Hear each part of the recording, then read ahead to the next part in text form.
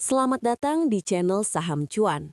Channel yang tidak hanya membahas saham yang sedang naik, tapi juga membedah apakah kenaikan itu benar-benar layak atau justru berbahaya. Pada video kali ini, kita akan membahas satu saham yang pergerakannya benar-benar mencuri perhatian, naik hampir 200% dalam satu tahun. Tapi di saat yang sama, labanya justru sangat kecil, bahkan cenderung melemah. Saham tersebut adalah PT Trisula Tekstil Industries Tbk dengan kode saham BELL. Sekarang pertanyaannya, apakah ini peluang emas yang belum banyak disadari atau ini justru jebakan euforia yang terlihat menarik di permukaan? Karena dalam investasi, yang terlihat murah belum tentu bernilai dan yang terlihat naik belum tentu aman. Mari kita bongkar bersama, dari fundamental hingga teknikal, agar kita tidak hanya ikut arus, tapi benar-benar memahami apa yang sedang kita hadapi. Analisa ini dibuat berdasarkan data Q3 tahun 2025 dengan harga penutupan pasar tanggal 26 Maret 2026. Dan seperti biasa, saya sangat menyarankan Anda untuk tetap melakukan riset mandiri, karena bisa saja ada perbedaan data atau interpretasi. Sekarang, pertanyaannya adalah, apakah BEL ini benar-benar peluang besar yang belum disadari pasar, atau justru sebuah saham yang sedang berada di fase euforia? Mari kita bongkar pelan-pelan dari dasar sampai ke inti. Memahami bisnis BEL. Sebelum kita bicara angka, kita harus paham dulu, BEL ini sebenarnya bisnis apa? BEL bergerak di industri tekstil dan garment. Produk utamanya meliputi polyester, polyester rayon, polyester cotton, hingga pakaian jadi seperti corporate uniform. Artinya, BEL tidak hanya bermain di satu sisi saja, tapi berada di rantai bisnis yang cukup lengkap, dari produksi bahan sampai ke produk akhir. Ini sebenarnya menarik, karena secara teori, model bisnis seperti ini bisa memberikan kontrol yang lebih besar terhadap biaya, fleksibilitas produksi, dan margin yang lebih baik jika dikelola dengan efisien. Namun, di dunia nyata, tidak semua perusahaan dengan model seperti ini berhasil, karena industri tekstil adalah industri dengan margin tipis, sangat sensitif terhadap biaya bahan baku, dan sangat bergantung pada volume penjualan. Sekarang kita lihat struktur kepemilikannya. Sebanyak lebih dari 78% saham dikuasai oleh satu entitas, yaitu PT Trisula International Tbk. Artinya, kontrol perusahaan sangat terpusat. Keputusan strategis sangat ditentukan oleh pemegang saham utama. Dan ini punya dua sisi. Sisi positif, arah perusahaan bisa lebih konsisten, tidak banyak konflik kepentingan. Tapi, sisi negatif, likuiditas saham bisa rendah, pergerakan harga bisa lebih mudah dipengaruhi, dan risiko permainan harga lebih besar. Ini penting untuk diingat, karena nanti akan berkaitan dengan pergerakan harga sahamnya. Sekarang, kita masuk ke bagian yang paling penting, kinerja bisnisnya. Mari kita mulai dari pertumbuhan. Revenue perusahaan justru mengalami penurunan, sekitar minus 10% secara tahunan. Dan yang lebih mengkhawatirkan, EPS atau laba per saham turun drastis, hingga minus 73%. Ini bukan penurunan kecil, ini adalah penurunan yang sangat signifikan. Artinya, perusahaan tidak hanya melambat, tapi profitnya benar-benar tertekan. Sekarang kita lihat margin.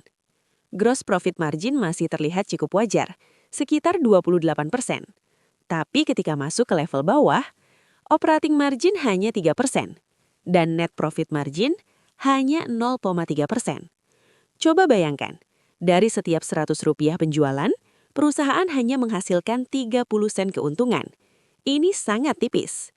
Dan ini memberikan satu pesan kuat. Bisnisnya berjalan, tapi hampir tidak menghasilkan uang. Sekarang, kita lihat efisiensi manajemen. ROE hanya 2,17%. ROA hanya 0,9%. Artinya, modal yang ditanamkan tidak menghasilkan return yang optimal. Bahkan, kalau dibandingkan dengan deposito, ini bisa dibilang kalah jauh. Sekarang kita masuk ke bagian yang sering menipu investor pemula, yaitu valuasi. PE rasio BEL saat ini mencapai lebih dari 200 kali. Ya, Anda tidak salah dengar, lebih dari 200 kali. Artinya, jika tidak ada pertumbuhan, butuh lebih dari 200 tahun untuk balik modal dari laba perusahaan. Sekarang kita lihat PBV. Lebih dari 5 kali. Artinya, harga saham diperdagangkan 5 kali dari nilai bukunya. Dan earning yields bahkan tidak sampai 1%.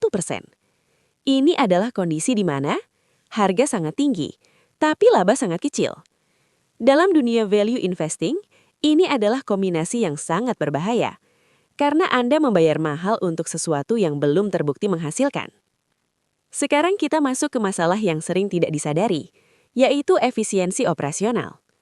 Cash conversion cycle Bell mencapai 218 hari. Artinya, dari uang keluar sampai uang kembali butuh lebih dari 7 bulan. Inventory disimpan hingga 214 hari. Ini berarti barang menumpuk lama di gudang, dan piutang ditagih dalam waktu sekitar 79 hari. Ini adalah kombinasi yang tidak ideal, karena uang terkunci di inventory. Uang belum masuk dari pelanggan, tapi biaya terus berjalan. Dan ini bisa menjelaskan kenapa margin mereka sangat tipis. Kesehatan keuangan. Sekarang kita lihat sisi balance sheet. Debt to equity masih di angka 0,7, yang sebenarnya masih cukup aman. Namun, interest coverage hanya 1,7 kali. Artinya, laba operasional hampir tidak cukup untuk menutup biaya bunga. Cash perusahaan hanya sekitar 14 miliar rupiah. Bandingkan dengan utang jangka pendek yang lebih dari 150 miliar rupiah. Ini menunjukkan satu hal penting, yaitu likuiditas cukup ketat. Cash flow. Sedikit harapan. Di tengah semua tekanan, ada sedikit hal positif. Cash flow dari operasi masih positif, sekitar 48 miliar rupiah, dan free cash flow sekitar 17 miliar rupiah.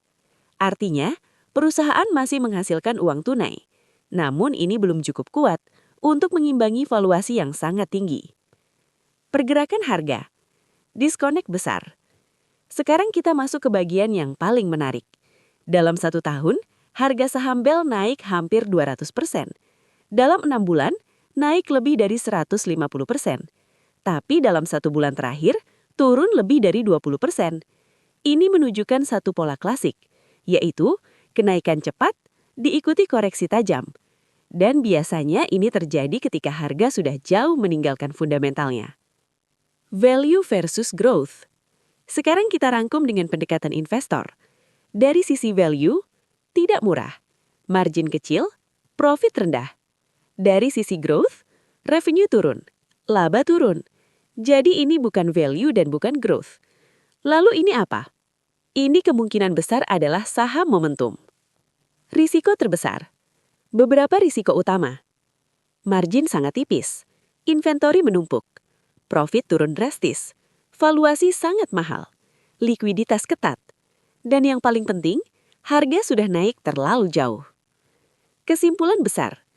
Jika kita tarik garis besar, Bell ini adalah perusahaan dengan bisnis nyata, tapi profit sangat kecil, efisiensi rendah, valuasi sangat mahal.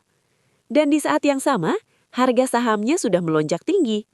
Maka pertanyaannya kembali ke Anda. Apakah ini peluang besar atau justru jebakan euforia?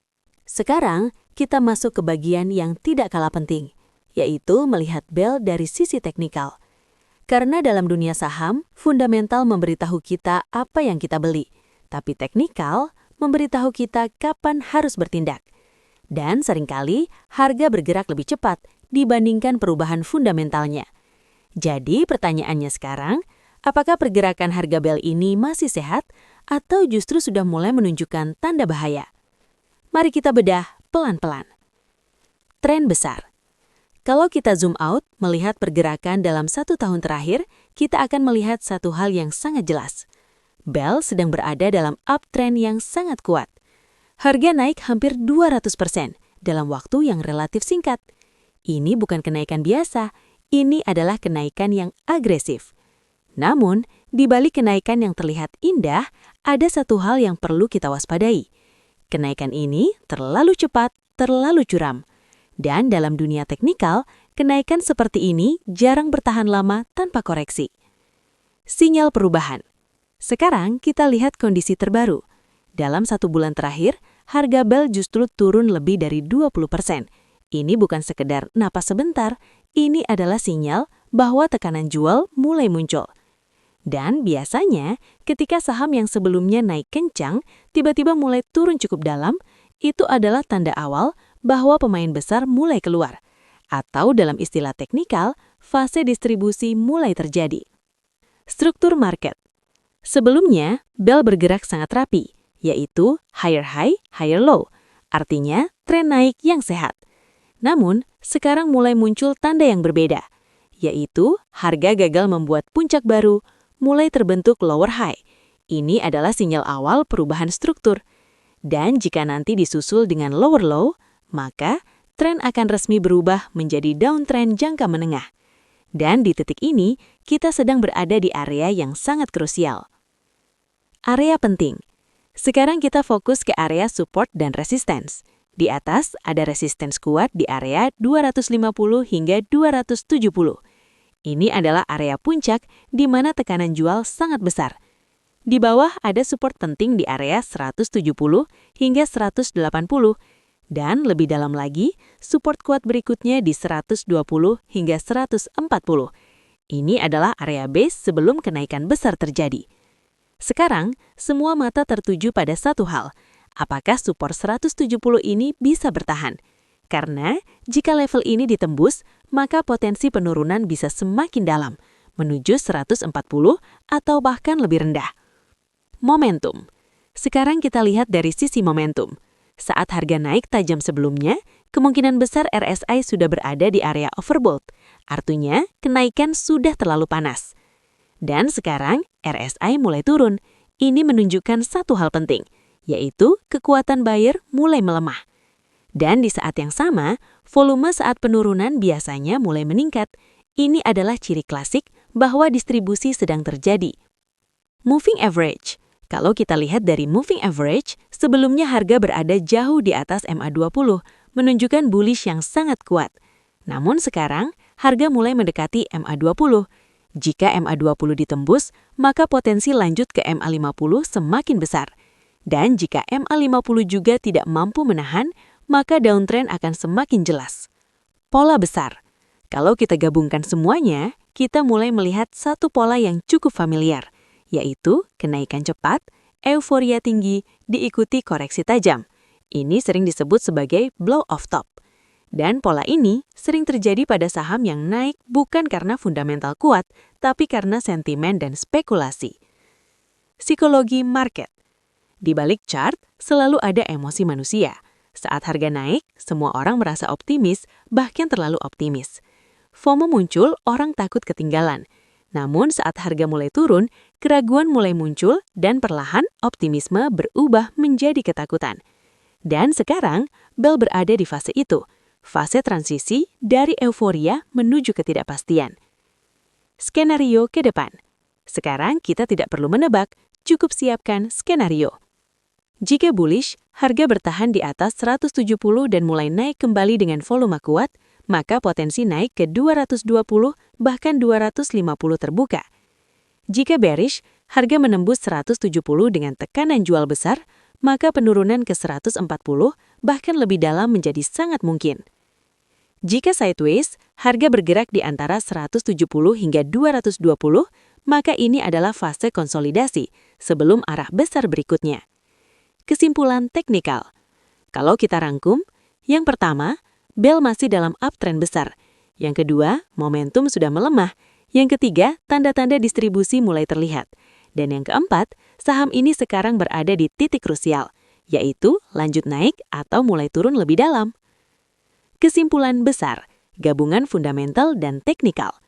Setelah kita membedah Bell dari sisi bisnis, kinerja keuangan, hingga pergerakan harga, kita mulai melihat satu gambaran yang cukup jelas. Dari sisi fundamental, perusahaan ini memang memiliki bisnis yang nyata, bahkan terintegrasi dari hulu ke hilir. Namun di balik itu semua, profit yang dihasilkan sangat tipis, efisiensi operasional rendah, dan pertumbuhan justru mengalami penurunan. Di sisi lain, valuasi sahamnya sudah berada di level yang sangat tinggi, bahkan jauh di atas standar wajar. Artinya harga saat ini lebih banyak mencerminkan ekspektasi dibandingkan realita. Sekarang kita lihat dari sisi teknikal. Harga memang masih berada dalam uptrend besar. Namun, momentum mulai melemah, koreksi mulai terjadi, dan tanda-tanda distribusi perlahan mulai terlihat. Ini adalah kondisi yang sangat penting karena biasanya di titik seperti inilah banyak investor mulai terlambat menyadari bahwa tren sudah tidak sekuat sebelumnya. Jadi jika kita gabungkan semuanya, fundamental lemah, valuasi mahal, teknikal mulai melemah, maka kita sedang melihat satu kondisi yang perlu dihadapi dengan sangat hati-hati. Dalam dunia investasi, tidak semua yang naik tinggi adalah peluang. Kadang itu justru tanda bahwa risiko sedang meningkat. Karena saham yang naik terlalu cepat seringkali tidak memberi waktu untuk berpikir dengan jernih. Dan disitulah banyak investor terjebak. Mereka masuk karena melihat kenaikan, bukan karena memahami nilai. Padahal, pasar tidak pernah memberi hadiah kepada mereka yang hanya ikut-ikutan. Pasar hanya menghargai mereka yang sabar, disiplin, dan berpikir logis. Jadi sekarang keputusan kembali ke Anda. Apakah Anda melihat ini sebagai peluang? Atau Anda memilih menunggu sampai semuanya lebih jelas?